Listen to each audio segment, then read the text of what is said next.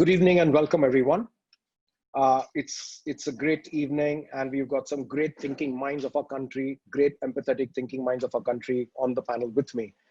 First of all, thank you all for taking the time off and getting on this panel to contribute to our industries and society by and large in whatever way we can of the positive changes we all have impacted within our organization. I would love to welcome Mr. Ashwani Bhatia, MD and CEO of SBI Mutual Fund, Mr. Marzin Shroff, MD and CEO of Eureka Forbes, Mr. Ajinkya Firodia, Managing Director, MV Augusta in Analytic, Mr. Nikhil Jaisinghani, Director, Polycab, Paresh Chaudhry, Group President, Corporate Brand Custodian, Adani Group, Mr. Sunil Dutt, President, Reliance Jio Infocom, Mr. Rakesh Kumar, Design Strategy Head, Godrej Properties. Welcome to all of you. I would love to open up the session with Mr. Ashwani and I would love to congratulate him and compliment him on SBI Mutual Funds crossing 4 lakh crores and SBI Mutual Funds becoming the single largest mutual funds in the country. Sir, congratulations. And it's indeed a pleasure to hear from you as to what are the changes that as a leader are doing across to display empathy and tide over this current situation within the organization. So thank you, Jimmy. These are not normal times, of course. That's a cliche, but more importantly, I think during these times you've got to be more practical.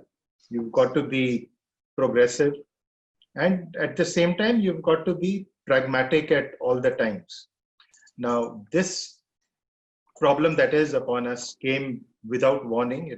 It was not a shock really, because we knew that things were going wrong in China, then in Europe, then it came here also. But more importantly, and as you just mentioned, it was very different for a company like ours. It was during this period that we actually became #1 in the industry. We crossed 4 lakh crores, and there was news coming from all over the place. There were job losses in America. Job losses had crossed 20 million. People were getting salary cuts. There were no bonuses, and of course, the overpowering behavior was fear, and that fear actually leads to anxiety. And because we were doing so well, there was no question of any sacking. There was no question of a salary cut. There was no question of, bonuses going down. In fact, in our company, the bonuses have gone up. Very soon, we'll be giving our stock options also. But I think the more important thing is, the word that you used, empathy. Empathy is what? It's nothing but getting into somebody else's shoes and trying to understand what he feels. So if that fear leads to anxiety, you've got to beat the anxiety first. Now, you talked about war. We learned a lot about war in Della data camps. I would credit a lot of the success in my company to what my employees went through, in those 6 or 7 sessions, different groups that we sent over there. So, but finally, it's all about listening. It's all about getting back from your employees and to communicate that well. And if you've been able to do that, I think the battle is half won, So well begun is, half your job done. I think that pretty much helped. So you've had to hit this problem at different levels. You had to, tell your employees that, first of all, keep yourself safe. But again, you've got to make many differentiations also. So you can't just say that women employees with children don't come. Now, finally, those small children belong to the men also, right? Men also have children. Okay, you had to make that differentiation also. It's not only the women who've got to stay home because the ayah is not coming. It's the guy also, who's got to stay at home and help with the chores. So all of these things. So I actually write very often to my employees. That kind of help to a very, very large extent. So the first mail that I sent across to my staff So I did say that, it was a longish kind of a mail, but one of the lines I remember very clearly, and I said that for all the good work that you've done for the year, you don't deserve a salary cut. Just those 5 words, you don't deserve a salary cut, was the wow moment for the company. And I think over the last 3-4 months, we have been gaining market share. I think it's not important because the foundation for all those things has been laid 3, 4, 5 years back. But once they get that assurance, and once they know that their business is not going down, actually these instances gives the company the opportunity to actually improve. So you've got to handle all the stakeholders differently. You've got to make the products simpler. But I guess everything depends on the employee first. Handle them first. And if you've done that well, I think your company will be pretty okay. And I think I was kind of lucky that we had great teams. So obviously they felt very reassured. Their salaries went out on time. So in our company, we also have outsourced staff. We did not fire any outsourced staff also. To the outsourced staff, in addition to salaries, we gave them ex gratia also. Look, you need some more money during these times. So you've got to be practical, pragmatic, and you have to be progressive. So today, for example, I just rush home to play chess with my wife. I stopped playing chess 20 years back. Okay. And it does give me an opportunity to actually tell her sometimes कि कभी-कभी, queen को pawn से भी परेशानी आती है.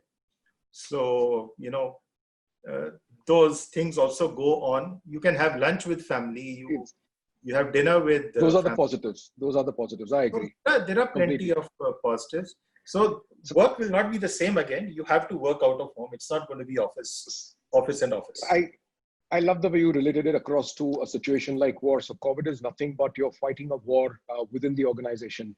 Marzin Shroff, our next panelist, Marzin has been doing some good disruption and he was telling me about it in terms of direct marketing. Marz, how are you guys displaying empathy, which is at the core of, I think, everything, human beings? Jimmy, first, as a company, we have been fighting with bacteria and viruses for 38 years. Whether it's in your water, whether it's in your air, whether it's on your floor. We have been fighting these guys, these little, germs for ever since we were born. And therefore we really have, it's not a new war for us. It's an existing war, but we just have to take it to the next level. Also, as a company, we have our purpose is very clear. We have to make a positive difference. And we have some purpose principles. One of them is dare to care. And it's really a company ethos for us as to how we are able to care for our customers, care for the environment. It's part of our DNA. So really, in terms of empathy, I really don't know what to say, because for the first thing is, on a daily basis, every single leader. So between the Eureka Forbes ecosystem, we have about 15 to 20,000 people who we are in touch with, either employees or partners or franchisees or franchisee employees, etc. So we track the health of every single person in our entire ecosystem, right? And we have a war room which does this. So we map every single person. Today, as of this morning, I know that 3 people are affected. One person who's a service franchisee's technician, right? And his 2 parents. These are the only 3 people that are there. Luckily for us, God has been kind. He's been able to take care of everybody that has come out of it. So building empathy to me is just part of the organization culture. One of our guys, for example, I'll give you an example of how culture is built in companies. We have a concept of people calling Euro heroes. Everything in Eureka Forbes is with Euro something or the other. So there was this guy in the south, in Kerala. He went to a customer's home to service a product, and the customer was very happy. They had just come from Oman. His kids had called up saying that, my parents are old, can you help them? He went to the customer's house and he realized that the customer was, completely a very senior citizen, didn't know what to do. He actually went and helped them to get food. Wow. He went to service a product. He actually went and helped them to get food. Now, I have stories like this of people going with protective equipment into hospitals, people staying inside of hospitals to service, we have 800 products inside one particular hospital, AquaGuards. Servicing all of these is a very, very challenging task for all our people.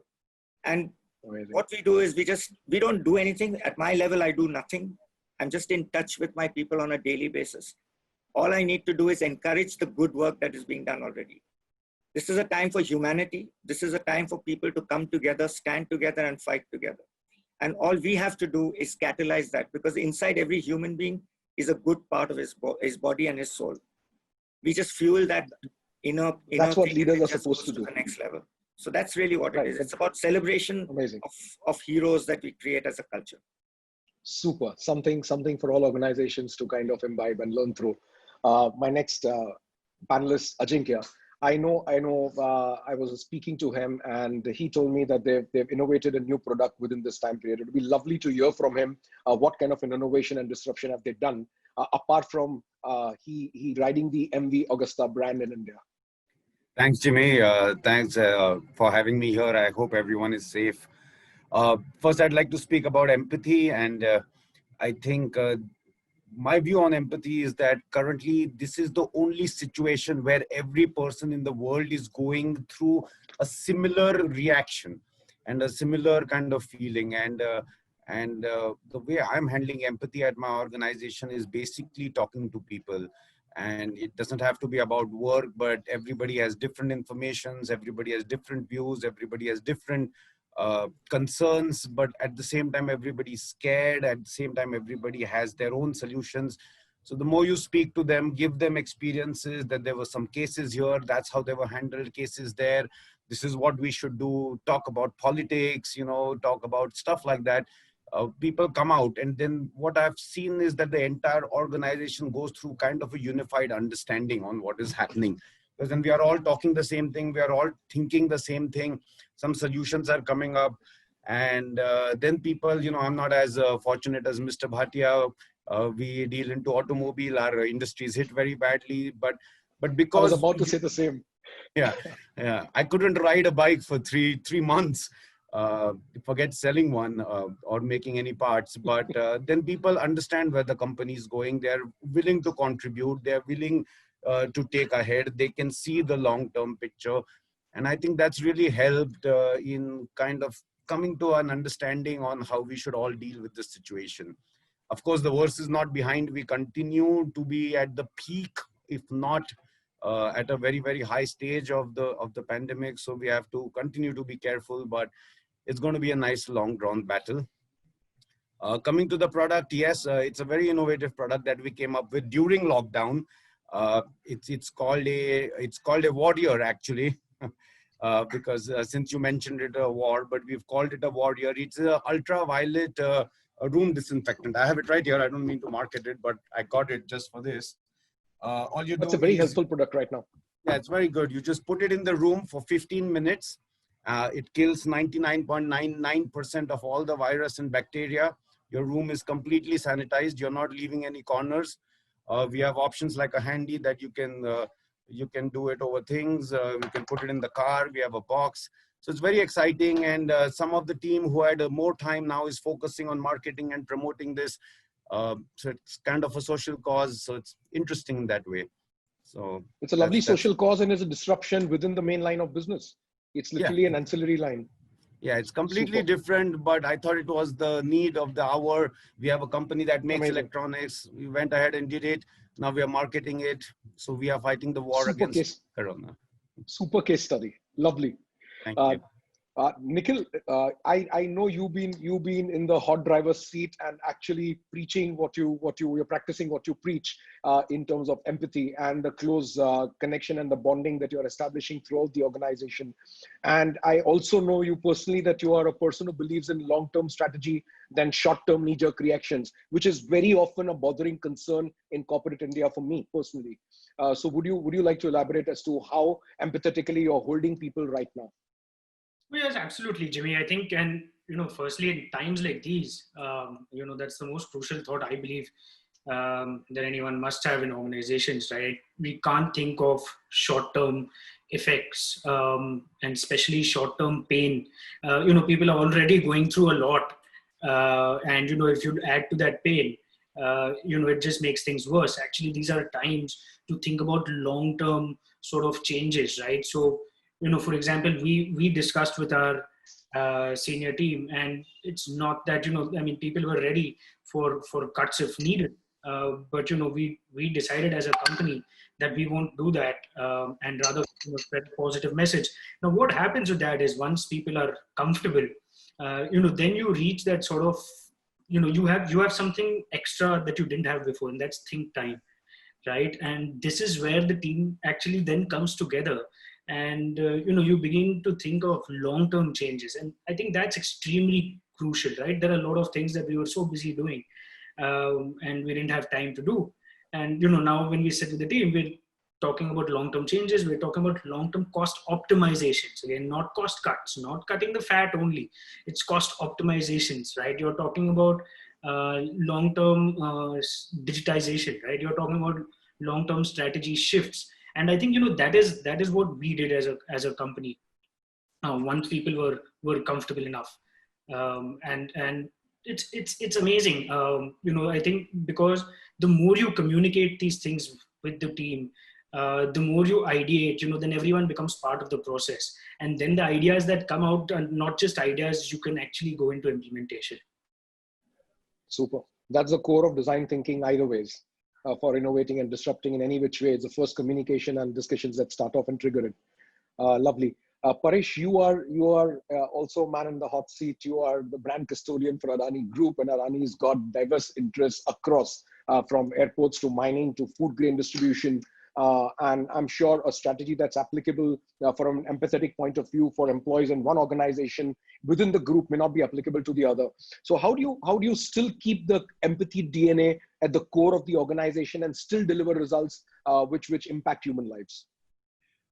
Thanks, Jimmy. In fact, today I think all of us realize that empathy is a must-have and not something that we should bring in terms of crisis, right? So I have a wonderful background with Hindustan Lever, and I'm sure some of you have worked with levers or been associated with levers at some point of time in your life. That company breeds empathy, I think 24/7. And in the last 2 or 3 years with the Adani Group, I've seen empathy being a very central focus of the chairman himself. And whatever we do in terms of courage, commitment, and empathy is part of our value systems. So when walks in Mr. COVID out of a blue, the employees somehow had the confidence that this company will take care of us. Because there was also very, very good past instances in the past. You see the way we were also growing, sometime getting hit in Australia, that was talking about the resilience, right? 9 years of protest in Australia and how we won the love of the people of the Queensland state. Just goes to demonstrate that empathy is a part of our DNA in a way. But having said that, just want to go back a little step of 1991, Jimmy. This to me is that moment of history of 1991 when Dr. Manmohan Singh pressed the button of globalization. Because it's like a reset. And the reset is coming in all our minds, just not the corporate leadership, but also smaller businessmen, entrepreneurs, students, people, communities, right? It's a mindset change. It's a behavior change towards empathy and compassion. I think I see this. Personally, I'm also part of Roundtable, also with Adani Group, where we have self-help groups within the organization and also social groups going out and really helping people, right? Not just the migrant workers, but also somebody in the slums, senior citizens stuck up at home. Across the country, I see that there's so much of empathy has come into the system. And therefore, I think that mindset change has come so that when all this will get over and the madness will start and the flights will take off every 1 minute, like Heathrow from the Bombay airport, you will see that there would be certain amount of empathy left and the consciousness in people's mind. And I think that if we can hold it together, all of us hold it together. I think Ashwani spoke about the war-like situation. If we can always treat it like a border situation, that will give us a huge amount of, one-to-one connection. And because of this, what I focused on and the organization, the Apex leadership focused on was more on citizen communication and not on consumer communication, right? Citizen communication is something that we thought, we, in any case, should do that because the Adani Foundation is across 16, 18 states, etc. But we focused our entire energy on two things: increased employee communication and empathy, and telling them about safety and what to do and what not to do, and saying that we are there for you, not a single job cut, etc. Of course, but making sure that we reach out to the citizens of the country. I think Marzin beautifully said that everyone in this world, 7+ billion people, who've all become very greedy, right? And therefore, COVID is a part of that in a way. Somewhere in your heart and soul, there's something nice and something good which is residing in you. So if you look at my brand positioning, it's called growing with goodness and growth with goodness, right? So if you can just touch that part of goodness. Today, but as we scale up businesses, as we scale up our mindset, our stature, our aspirations, I think if we also increase the element of goodness amongst just not our employees and the people that you touch, right? Vendors, suppliers, but also somebody else that you don't even know. I think that's where it's taught us a number of things. And it's not about Adani Group or with Eureka, Forbes, or with Ashwani and with Geo. I think there's so many people outside. And I know a lot of friends who are small entrepreneurs, Jimmy, and I know that you help out a lot of people yourself, who've just kind of did nothing for 3-4 months. There's no business, there's no job. You look at the Olas, the Ubers, you look at smaller businessmen, shops are closed. But there is hope, there's aspiration, because there's also a lot of help coming from people, from quarters that they never expected. And not just the government yojana, but from neighbors, from friends. And somebody just called me the other day and said, there's one senior citizen stuck in Thane. I called up a network of roundtablers, and he was there within 2 hours with food, old couple. Amazing. Lunch and dinner for them, and said, Uncle, I will come again tomorrow. Don't worry, I'll be there, despite 144 or not. I think, and the last bit I want to tell you, Jimmy, is where we are really heading for now, and it's just strengthen our resolve. We've been working on this for a while, is on the 3 touch points. One is adequate governance, increased governance, focus on sustainability. And I think the more important part is on technology and innovation. I think these are 3 things that we are focusing on. And in the center of all this lies the people, lies the citizens, the consumers, our families, our employers, our employees, our partners, our vendors, our NGO, the government, everyone is center of that. Paresh, I completely resonate with what you said. And at the core of it, what has happened, what COVID has done is physically everything has remained the same. A natural calamity or a disaster, a flood, a flash flood, or earthquake would have actually done physical destruction, and hence emotionally and physically you would have absorbed the destruction. Right. Here, everything is in status quo, everything is in a standstill. It's the human spirit that has been destroyed and shaken up and moved away, and there's a lot of insecurity in people's minds, and that insecurity is driving people insane. Towards depression, it's really difficult to keep mental balances. I really wish and pray that all of us were in the same condition as Ashwani sir is, and all of us were doing great guns. But like, I can resonate with what Ajinkya is saying. 3 months, 0 production, 0 sales. I can resonate. All my resorts are shut down. All 6 resorts are shut down. 1,650 people are sitting. So I can only sympathize with them about the emotional trauma they must be going through. They must be like insecure that tomorrow we'll get the news of being sacked. And we again went through a jolt. All of us were expecting on 1st of July that we are seriously thinking at least slow start to be provided by the government. But we got a jolt for a month. So next person is Mr. Sunil Dutt. And apart from being a friend, he is a great brand ambassador of Reliance family. And he takes great pride in everything that Reliance launches. He shares with all of us, and it gives us so much of pleasure to just see him being so passionate about the brand.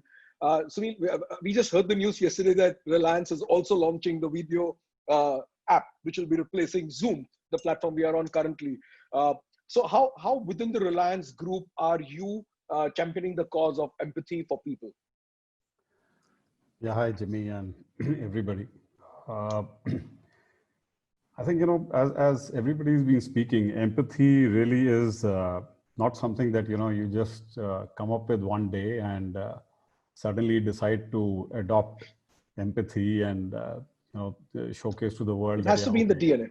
So it has to be in the DNA. And I think Paresh also mentioned that. And it has to be inside you. Marzin also said the same thing, and everybody. I think that it has to be inside you. So when I joined Reliance about 6 years ago, and in the first address to a large Reliance family, when Mukesh Bhai mentioned that, and this is something that he repeats every year in all the meets and to everybody, to all employees. And when he said that at Reliance, it's family first, health next, and then business third. So, early on, you feel that, for such a large organization, I mean, how can you do that and how can you practice that? But over the years, we've actually seen it, and we've seen that it not only gets, repeated in words, but even in terms of interaction. And till recently, we had seen that in terms of not only the interaction with the employees, but also in terms of what work that Reliance Foundation had been doing silently across the country.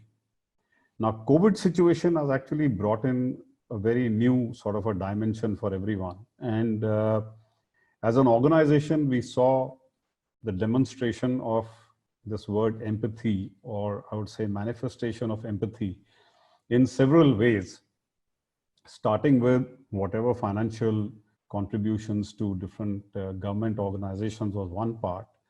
But the first organization to actually take off and actually build the COVID hospital along with the Mumbai Municipal Corporation, the 7 Hills, and that too in a record time to make it available to the public. That was the first starting off of that manifestation.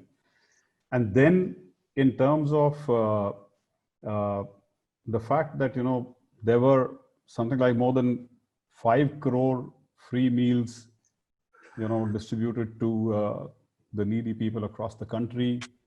More than 5.5 lakh liters of fuel has been given to vehicles on the emergency duty. Our retail business, and Paresh knows about that, retail business actually, really stood up in terms of delivering the essential items to people across the country and to various, small retail outlets as well to keep their business on the essential services going. And then, at Geo, it's a lot of pride with which I say that, our engineers, they worked across the length and breadth of this country in order to keep people connected and in order to keep the network up and running.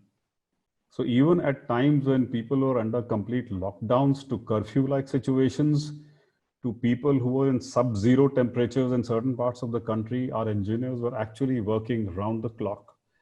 And sometimes we've seen engineers who've actually not slept for 48 hours to ensure that there were no disruptions whatsoever in the time when people actually wanted to remain connected to each other, most desperately, I would say.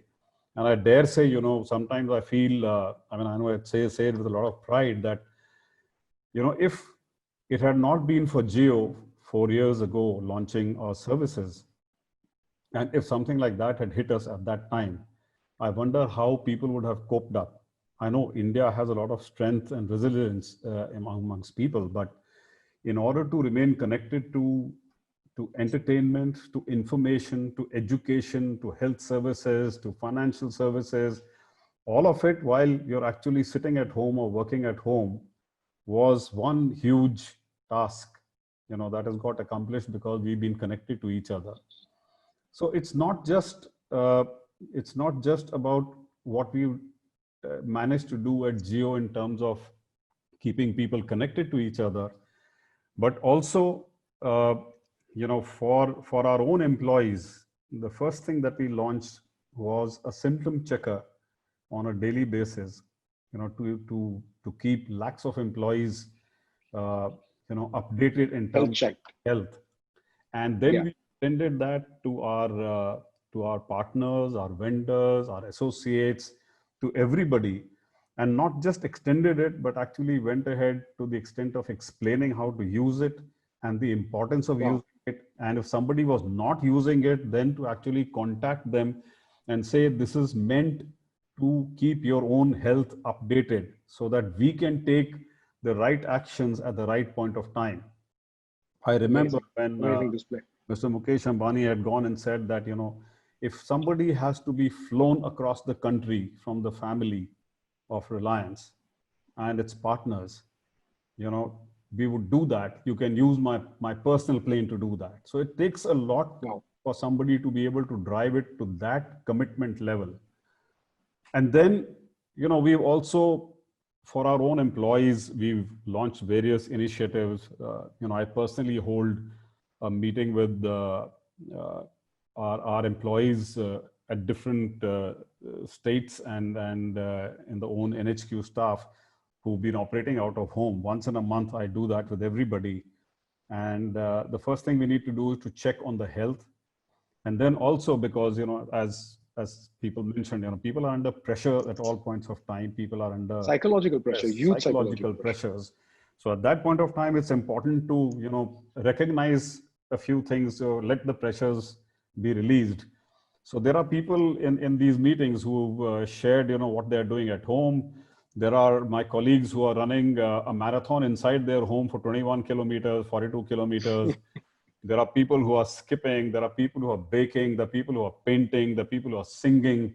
And it's the families that come together to share those experiences. And it's a very nice feeling because, you know, it helps you keep your sanity while you're aggressively chasing the business.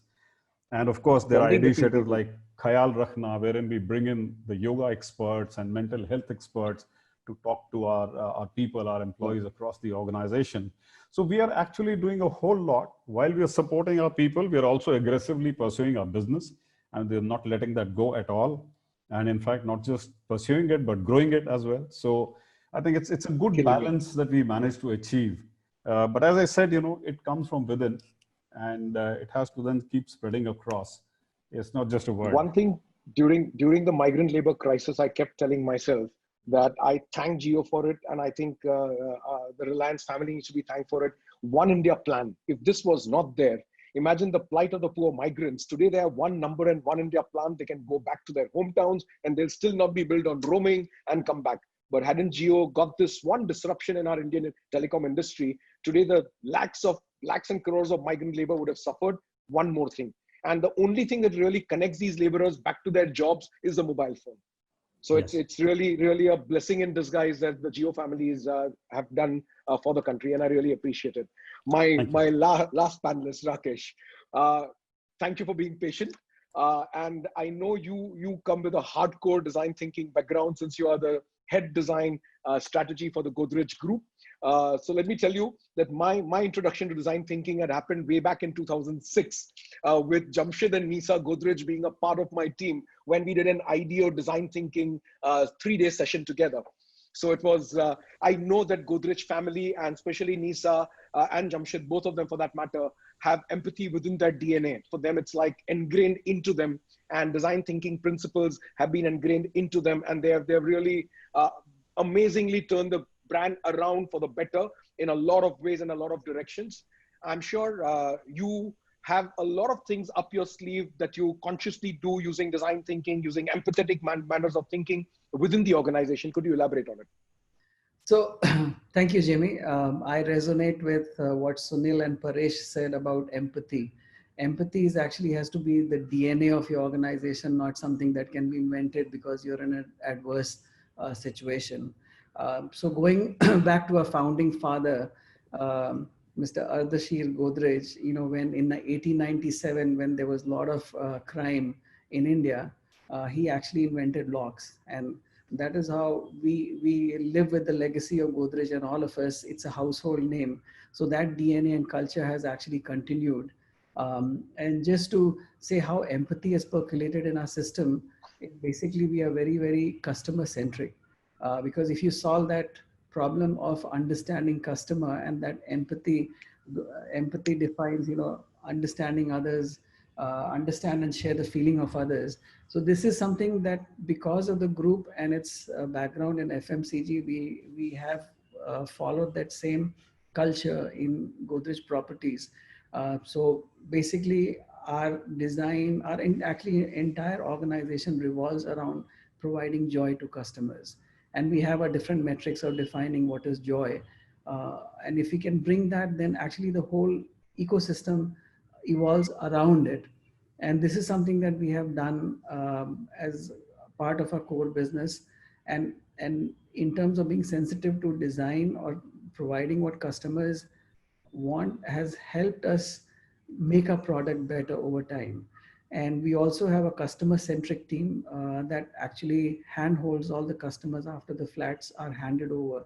So that itself comes as a huge amount of knowledge from the customer base, because me being a designer, and in fact, most of the designers, sometimes we have very subjective way of looking at design, and your perception of a plan working is actually and the perception what customers might have or the expectations could be completely reverse of that. Right. So with that empathy that we have worked with, the same culture percolates back into all our employees. Right when COVID hit us, obviously it is something that is unprecedented. Nobody knew how to deal with it. So immediately, the first thing that happened from the top leaders of Godrej was to send out positive messages to all our employees to help them. Even in fact, we also did not know what the outcome is going to be and how it'll pan out. But the message was very positive. So that gave a comfort feel to the customers. In fact, I'll tell you that I was, in fact, completely incorrect in my assumptions of when COVID hit, because we were working from home. I calculated, you were saving about 2.5 hours of commuting time. So put it back in the business and all. And soon I realized that how you get fatigued working in front of the computer. So it was a behavioral change. So immediately we started working with our HR to understand that you need to have more breaks rather than if you were in the office. So that is immediately we implemented that because the difference between time, office and home, the lines were blurring. You could easily, because nobody was going anywhere, you could continue business as usual. Work from home is becoming a reality in totality. So that's going to be the next discussion. Right. So immediately we said, we have to be very, very sensitive to the psychological and the physical health of employees. So we immediately scaled back. In fact, we also started being efficient in our meetings, that, you do not drag a meeting beyond 1 hour. You have to be efficient. So I think we have really evolved in the way we been addressing the situation, and it's working very well. A lot of learnings and a lot of cool things we have adopted. Super. I love what you said, the way Mr. Godrej innovated because of the Chaudhry that was going on at that point in time. He innovated the business of locks, and that's how Godrej came into existence. Right. So not every problem is worth solving, and not that every problem can be solved. So post-COVID, it couldn't be more relevant. I would love to throw this question open to all the panelists rather than going across with each one. We all realize that Innovate or Perish is going to be the order of the day. Having dealt with empathy and taking care of the people, the next thing is to stay ahead of the curve, innovate within the organization. So how have each one of you as leaders in your own rights innovated within the organization? Give us a few examples for the viewers to take back with them and imply it in their own lives and their businesses. So anybody would like to take up? Marzin, would like to go ahead? Yeah. How are you innovating? I'll give you an example. We are a direct sales company. Couple of quick examples, we are running out of time. Yeah, I'll give you two examples very quickly. So we are a direct sales company. Our business depends on going from door to door. Obviously, in this lockdown, nothing could happen. So we created a concept called digital demos, right? Using your simple mobile phone to start demonstrating via the phone. And there is a good gentleman by the name of Ankit Singh sitting in his village in UP, selling 16 vacuum cleaners to his customers in Bombay. Absolute innovation in terms of being able to do this. The second is so we enter a kitchen every second. From Maharashtra. Kidding. Okay. Yeah, we've been servicing customers. We are in touch with 8 million customers every year. We enter a kitchen every second to service a product during normal times. Now, can you imagine for all the days that we were under lockdown, the backlog of that service? It just got us. It just got all our customers really unhappy. We started a concept called the digital service. All right. Which basically means that we would deliver the spares to a customer and over a video call, guide them to service their own machines. Now, there are many customers who are not savvy enough and said, look, I can't do it. But there were so many customers. I'm pleasantly surprised to see over 10, 15, 20,000 customers who come forward and say, we are ready to do this. Send the machine. So we would send the spares via courier or Swiggy or whoever else would take them in that particular town and do the service. So these were two sort of innovations that we did. Lovely. Ashwani sir, any disruptions within the financial segment? Yeah, so the way work is done has changed totally. And, we always thought it's not possible. So your question was innovate or perish. But why perish is the thing. Perish is not an option, right? So you've got to innovate. So the way things have developed over the last 3 months, we are meeting more customers. We are meeting more companies. We have become closer to our employees.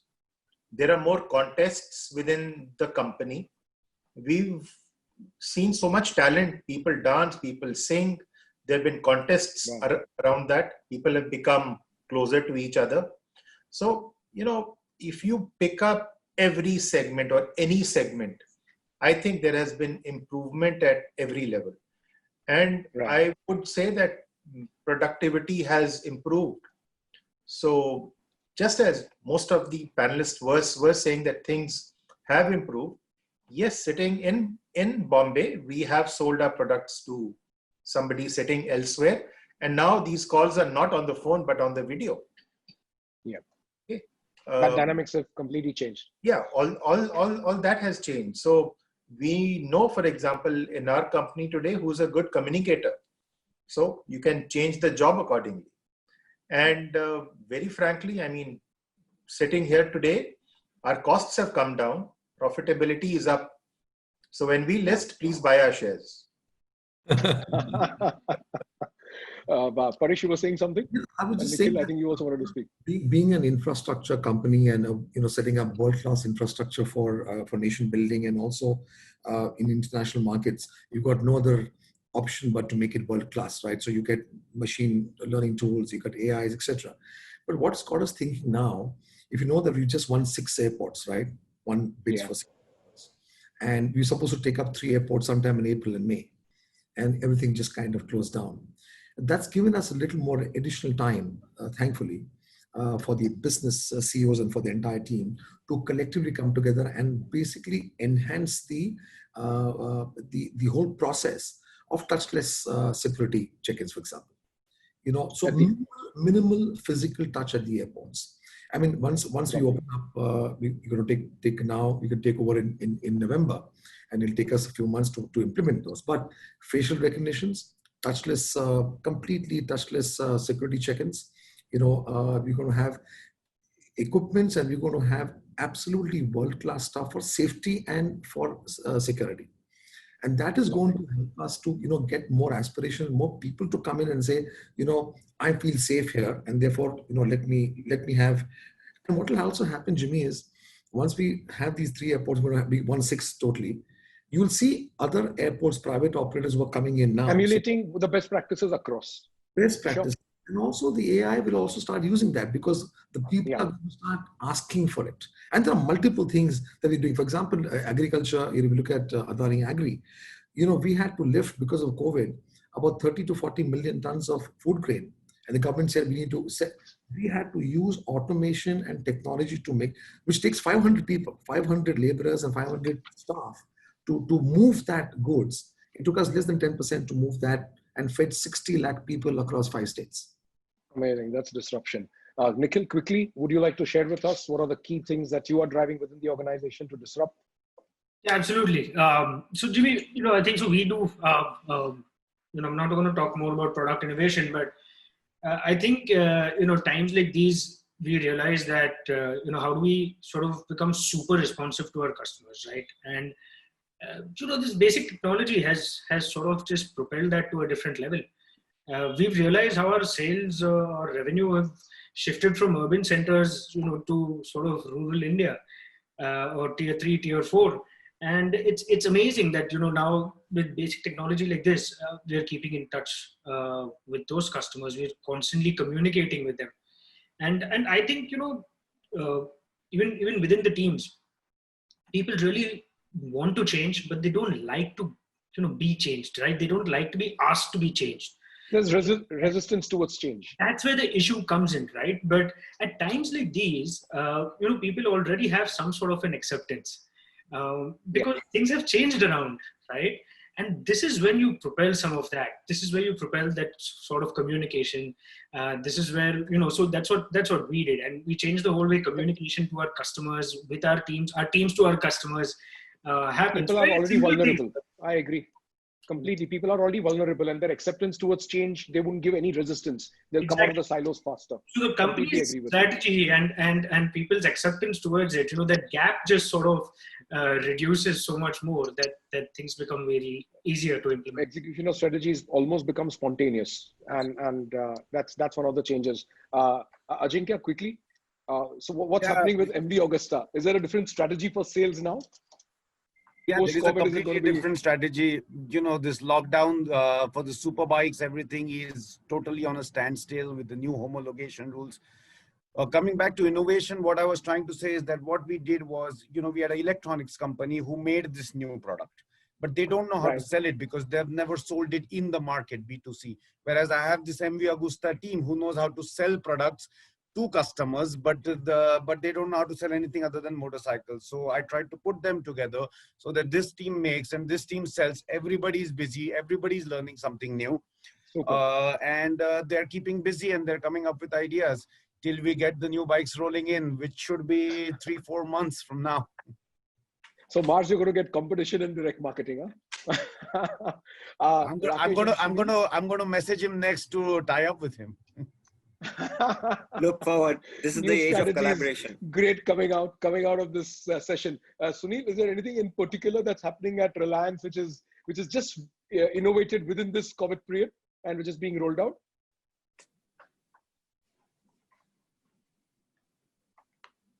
Sunil, we can't hear you. You need to unmute. So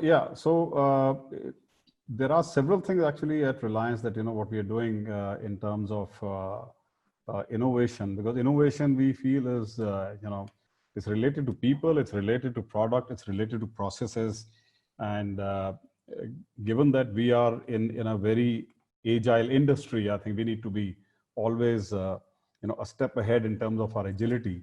So if I was to look at people, I think it's more to do with a continuous innovation in terms of the mindset, and to have that infinite player mindset at all points of time to be able to succeed in any sort of a situation which is changing on a daily basis. And that involves a whole lot of upskilling in terms of not just knowledge of the product, but also in terms of attitude, because this is a key part, the mindset that needs to be upskilled. Because end of the day, it's the person who's running the machine. If the operator of the machine is not skilled enough, the machine will never, perform to its full potential. And deliver. So that is involved so far as people are concerned. And in terms of the product, we've been innovating a whole lot. Most our product is really the service that we provide. So the moment this situation came up, and there was this whole work from home for a lot of people, or stay at home and learn from home, or take care of health from home. So, and there was this whole situation of people not being able to visit the retail outlets and wanting not to go to the retail outlets for too many times, even when the lockdowns had been partially lifted. So we actually launched certain longer term plans, so 3 months plans or a full year plans, or there are plans that we've launched for higher data for people who've requiring higher data usage. The benefit of that is twofold. One, the customer does not have to visit the retail outlet again and again. And for the retail outlet who's now to undergo certain restrictions in terms of, not having more than 2 people inside their retail outlet, or not having too many people crowding around, the lesser number of touch points with a customer, but more satisfaction is what is to be driven. So we actually innovated around these plans. And then with respect to the processes, for the customers, not just the digital recharges which have been around for some time now, but even in terms of certain people who are not being able to do digital recharges, we've actually enabled local people in the catchment areas to become, sort of associates for Jio, to be able to reach out Okay. to the customers nearer to them those people. and be able to satisfy the needs. For the retail trade, which is very large, more than 1 million outlets, close to 2 million outlets, we've been actually able to enable them on the digital platform to be able to pass on digital recharges to their customers, also take digital payments. We actually helped all these kind of processes also. And there's one thing that is driving us, on a daily basis, wherein we've taken it like a way of life now. So everybody's internalized it, which is to make every day better than yesterday for everyone and for everything. And to ensure that each and every customer is served to the ultimate. And that requires an innovation in terms of mindset and how we reach out to our customers at all points. Lovely. The spirit is lovely, to make each day better than yesterday. I think that's a very deep-rooted spirit, and it's amazing. It can only bring about a sea of positive changes across within the organization and outside every touch point. Rakesh, quickly, and after that we can have some questions. We've got, I think, 5, 7, 8 minutes to go. So Godrej, what's being innovated right now during this period? The first innovation that came through in our organization right after the COVID lockdown was, there was one sales guy. He did a WhatsApp call with a customer, and he sold the flat. He was on the first day of the lockdown, he sold a flat. So that's amazing. It's, nobody thought that, without customers being there physically, you cannot sell flats. So people have innovated. We have found different conduits to accomplish what we were physically doing. So the business are changing. Business are completely changing. What interesting has happened is that, work from home was limited to technology industry, where we thought that other industries could not work, who did not need to be physically present. So basically this was a pilot that has happened across the world, that, many of the functions can actually work quite efficiently. It's leapfrogged. The whole work from home scenario is leapfrog couple of generations. I think what would have happened in 20, 25 years, it's happened in 2.5 to 3 months. And I'll myself question, traveling for some meetings and all that, you don't need those travels. And actually that, that makes the whole business also sustainable in every approach. So the biggest innovation I see that is going to happen is work from home, because today we have managed, today we very efficiently, every business has done it from home, but can that be the next leapfrog that needs to happen in the industry? Digital conduit like Geo and all has been there, but can we make each of the spaces better, rather than telling one of our friends that, your pressure cooker has whistled 3 times, you might want to shut it off. But these are the interruptions, which are interesting interruptions when people are working from home. So another great area for innovation will be study from home. People are not going to be traveling internationally. So work from home, study from home. So these are the changes that we are seeing that will bring about, will be brought about. Innovative concepts and strategies are evolving faster and faster because people have non-disturbed focus time available. Also, the vulnerability factor that Nikhil spoke about propels innovation faster. People need to stay relevant. I agree with you. So we've got a couple of questions, and I think we've got 5 minutes to go. There's a very interesting question from CMA Gupta. To what extent empathy will work in hour of crisis when organizations are running out of cash flows? I think it's quite a good question. Would any of you want to answer? So when organizations are running out of cash flows, to what extent would empathy work out? Cash only does what cash can do. I can vouch for it. It's a very difficult, personally for me, it's a very, very difficult period. And without cash flows, it's very difficult to keep paying salaries, no matter how much we would love to do. So we can't pay beyond March, and we've just engaged with people and kept them there. But would any of you like to take this question? I would like to say very simply that organization is, I would say that an organization is like a family. And in difficult times, you don't lose your family. You don't run away from your family. You make sure that you and your family are okay. And this emotion can only come from empathy. So if you're able to convince your employees that we are a family and we have to fight this together, I think it can go a long way. I agree. That's what we've been doing. Absolutely. Paresh, you're saying something? Yeah, I think that's what we've been doing. I completely resonate what Ajinkya said. And, if you look at it, I was on a broader picture looking at Ola and Uber and, taking our jobs. We funded $100, $200 million. And I cannot imagine for my life then how can you not sustain for 3 or 4 or 5 months when you've had a long-standing businesses? That's number one. Number two, when the cash runs out, and that's the question, I think what really stays is the pride, and in the pride of being a part of the family, which is so it's like a family, right?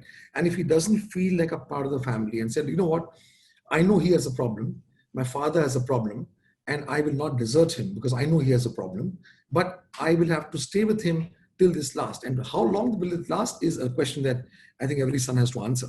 But if you have that feeling, even for the 2 or 3 months, I think you won the battle.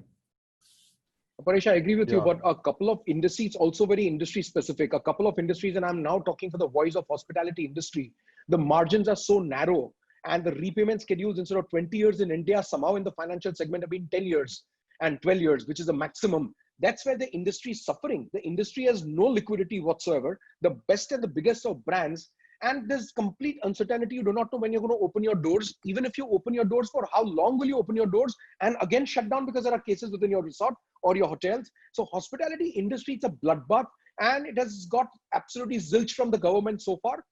And the industry voice is just not heard strong enough. We believe, even yesterday I heard that RBI is closely working and they're going to come out with one-time restructure. It's not happened. So a lot of good brands that are wanting to be empathetic towards their employees, but don't have the luxury of the cash flow availability.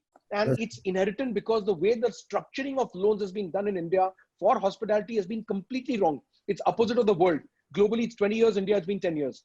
And so it's very industry specific and frustrating. But anyway, I guess there is one more question. I would like to add another perspective here, and somewhat what Paresh also said. So while the industries, while the organizations have to be innovating to be able to find what other means to stay relevant for themselves as well as for the customers. It's also, I think, as we all said, it's a warlike situation, and when it's a warlike situation, people come together, and then you're all one family. So it's a similar spirit, when you know that there is a crunch, there's a cash crunch, and that this is not the time, as Paresh says, this is not the time to desert, and there's not a time to start looking for alternatives. Absolutely. And we know that this is unprecedented. It's global. It's not that it is specific to one country. So this is the time to stay put, stay the course. Yes, we'll all undergo certain difficulties, but I think we do need to stay together to be able to come out of it. Honest, upfront communications and staying close together is the only solution across. Mars, you were saying something? I'm saying we have 4 tenets that we use here. One is earning, learning, pride, and fun, right? And these are the 4 things so cash is the earning part of it. But there are 3 other tenets where you can use to bond with your team. There's a lot of opportunity to upskill your workers during this time. And if you're not using that, then, I'm sure everybody is doing that, but hasn't been able to mention it. Bringing in a sense of pride and belonging. I'll give you an example of a gentleman who works with us. He sold his flat. He called me. He says, boss, I've just sold my flat. I've got money sitting here. I don't need to invest in another flat for 1 year because then otherwise I'll pay tax. So I would be very happy to give this money to the company. I know my company needs it. Wow. I mean, heart-rendering and heart-touching stories of people that exist in our companies like this. That's pride, Marzin. Pride. So when you say pride, this is what, because that same gentleman had an issue with his brother when he had leukemia, and the company stood by the same gentleman at that point of time and actually helped him out. So these are times when people come together, and this is the spirit. So there are 4 things. So earning is not just about cash. It's about the pride that you have, the bonds that you have with your company. Even if you're sacking somebody, helping that person find another job, preparing them for the interview. I mean, these are basic, so empathy and cash are 2 separate things altogether. Right. One can never look at them in the same vein. Jimmy also must say this, and thanks to all our trips to data, and, we become friends and family with your staff, right? I mean, at least absolutely my family and all my friends who've been there, they are still in touch, right? Every day. I mean, I spoke to one of your senior guys, 3 or 4 guys, they keep in touch, and they said, look, we're not going to leave. Boss ko nahi chhodne wale, data ko nahi chhodne wale. Khatam. Jo hoega dekha jayega. We'll manage. Exceptionally lucky. I can tell you, I'm exceptionally lucky on that front. One is empathy. The kind of dedication people have shown, Paresh, is unbelievable, unreal. On the day of the storm, where everybody would have ran away from the property, things were flying, and we had quite a lot of destruction. there were these 170 people who were there in the storm, standing there, reporting to me at every second and minute that they could. And the amount of wave of emotional attachment that we have with our customers and our guests across and friends like you, the amount of messages we got when those images went viral of the resort property being damaged, is that people were concerned. And it's that concern that made us realize that people really value our brand much more than the relationship of coming and staying there. We loved it. Believe me, the destruction was worth it. For me, it's an absolute realization the destruction was worth it. Yes, it is a financial loss, but the relationships and the realization that how much people love the brand is amazing. Correct. I think the guy who's asked the question has got some fantastic answers and some live answers to his question. Jimmy, I think, thank you all for, yeah, please go on, sir. Please go on. No, I think I've got to get the army in here also. So, this is the time when you need the trust of your employees first. And that happens top down. And what we just saw, of the situation in Ladakh, just one CEO and the entire Paltan rallied, and it is the izzat of the Paltan. So the analogy is, the izzat, just like the incident that, or the situation that you were in, that you narrated. I think if that feeling is instilled into every employee, nothing can go wrong. So, it's about 2 or 3 months. And if everybody takes a salary cut, I think your hotel will go on for 30, 40 years. Thank you. That's it. Thank you. Lovely. It was a pleasure speaking to all of you. Thank you all for taking out time out of your busy schedules and coming and sharing this wealth of knowledge. And I'm sure a lot of people sitting out there are going to benefit from the suggestions that have been forwarded by all of you. So in no particular order, Ashwani sir, thank you. Paresh, thank you. Mars, thank you. Rakesh, Sunil, Ajinkya, and Nikhil. A big thank you to all of you, and a big thank you to the Economic Times for hosting us. And love you all. Stay safe. Thank you. Thank you. Stay safe. Thank you. Thank you.